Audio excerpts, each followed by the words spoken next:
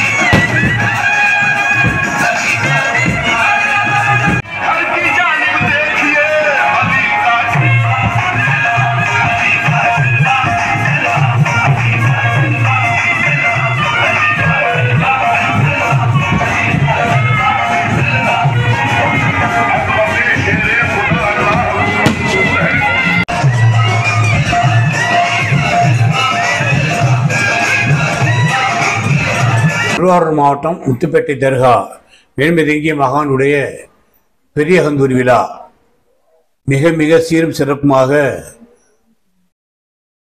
23ஆம் தேதி தொடங்கி இன்று 1ஆம் தேதி புனித சந்தனக்கூடு தர்கா வலம் சுற்றி அதிகாலை 5 மணிக்கு மகானுடைய ரவுலா ஷரீஃபுக்கு புனித சந்தனம் பூசி விழா நிறைவு பெற்றது.